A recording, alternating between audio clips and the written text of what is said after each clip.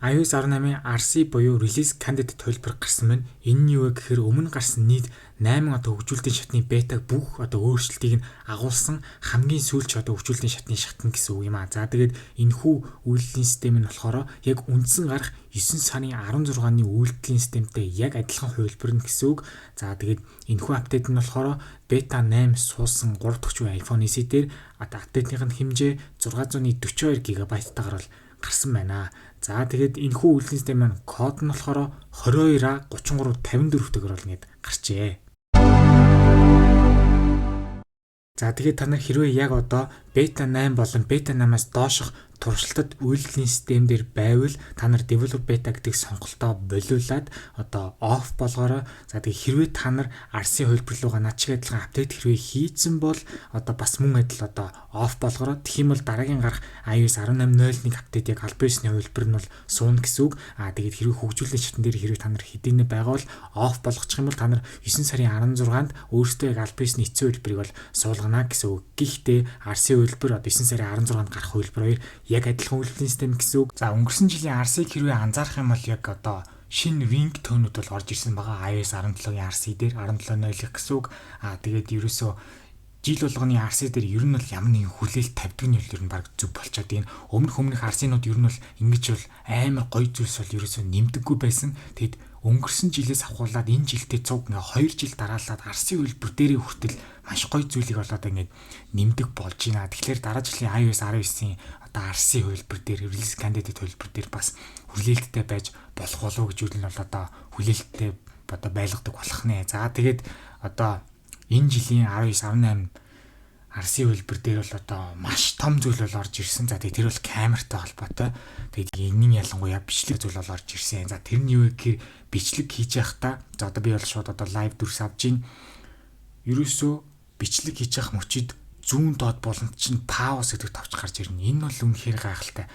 2007 оноос хойш одоо бүдийг хүртэл 17 жилийн турш ер нь бол одоо бичлэг ингээ pause хийж болдоггүй байсан. Анхны iPhone-од болдоггүй байсан. Тэгээд ер нь бол заавал нэмэлт аппликейшн татчихж бичлэг хийж явахдаа дундуур нь бол pause бол хийдэг байсан. За тэгээд pause дарах юм бол одоо дээр нь pause гэж бичиг гараад тэр секундометр дээр нь ингээд жижигхэн анивчж байгаа нэг тийм анимашн байгааг бол та нар анзаарч болно. Тэгээд pause хийгээд одоо хэдүүлээ дүрсээ солиод үргэлжлүүлээд зүүн доод булан дээр бол ингээд дараад үргэлжлүүлээд бол ингээд явна. Тэгээд энэ бол үнэхээр гайхалтай. Тэгээд 2007 оноос хойш одоо 17 жилийн турш iPhone бичлэг хийхдээ паузлж болдгоо байсан гэх энэ зүйл одоо ингээд байхгүй болж байна. Энэ бол тэгтээ бас арай л дэндүү хойно л орж ирж байна. Android утаснууд угаасаа л юм байдаг байсан. Тэгээд iPhone дээр огтол юм биш байдаг байсан бол ингээд ямар ч байсан iOS 18 энэ олон жилийн горилдлогыг бол одоо ингээд тасалж ямар ч байсан бичлэгний дундуур одоо ингээд пауз хийдэг болсон байна. За тэгээд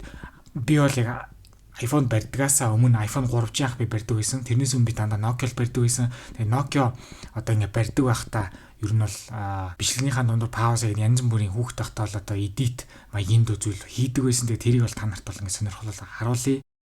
Байхгүй боллоо.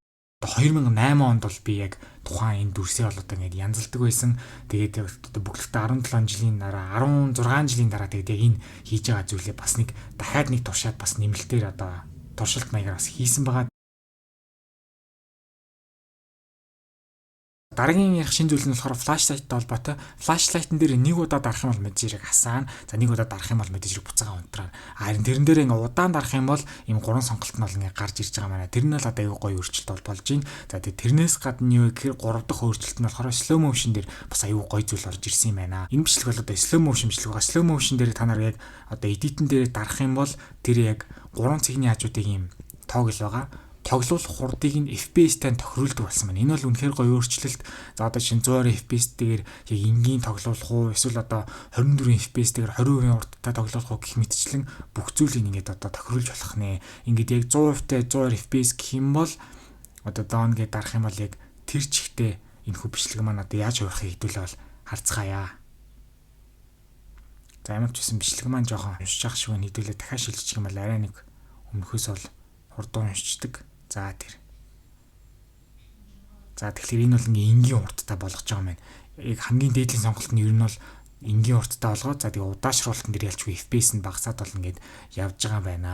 бенчмарк оноогийн нь бол үйлдлийн систем болгон дээр яриа явж байгаа. За энэхүү RC-ийн хувьд бол одоо CPU хэсэг дээр single core score нь 1749. За тэгээ multi core score нь 5519 авсан бол GPU хэсэгтэр харин 18159-гээд ерөнхийд дундчлагдаж авдаг оноо нь батарей өндөр үедээ ер нь бол яг гардаг утгаа бол гаргаж бол чадсан. За тэгээд эцэст нь хэлэхэд би ингээд 2008 онд Nokia-н дээр бичлэг ингээд пауз хийдэг байсан үйлдэлийг ингээд аль биесээр iPhone дээр хийнэ гэж бол одоо төсөөлсөн ч үдээд 2008 оны тэр үйлдэлийг би ингээд байсан 2024 онд 16 жилийн дараа бичлэгийн дундор пауз хийдэг үйлдэлийг iPhone дээр орж ирнэ гэж үнэхээр төсөөлсөнгүй. Намайг үздэг хүмүүстээ зориулж Discord сервер бол нээсэн. Тэгснээрээ та нар хоорондоо юм бичих боломжтой болсон байгаа. Тэгээ би биентэйгээ гоё нээлттэй бол харилцаж байгаарай. Тэгээ Discord маань нэгдэхийг хүсвэл description хэсэг дээр линкийг нь тавьсан байгаа. YouTube сувг маань membershipтэй болсон. Тиймээс намайг үзэж дэмждэг хүмүүс өөрсдийн сонголтоор member болж намайг дэмжих боломжтой болсон байгаа. За RC үйлдвэрийн дараа бол гарах тодорхой хоёр үйлдлийн систем бол байгаа. Үндсэн iOS 18.0 буюу олон нийтэд цацагдах анхны албан ёсны iOS 18-ийн хувилбар 9 сарын 16-нд бол цацагданаа.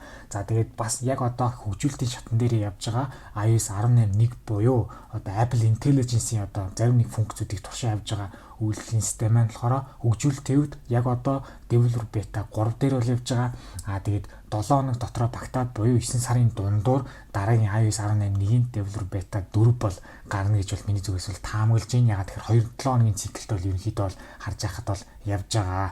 За тэгээд iOS 18-ийн үндсэн одоо гарах өдөр маань хэдий 9 сарын 16-нд гэж байгаа боловч одоо яг Улаанбаатарын цагаар одоо Монголын цагаар ер нь миний бодож байгаагаар миний таамаглаж байгаагаар 9 сарын 15-ны одоо шөнийн 1 цагт юм уу эсвэл 9 сарын 16-ныхаа шөнийн 1 цагт бол одоо гарна гэж бол бодож байна.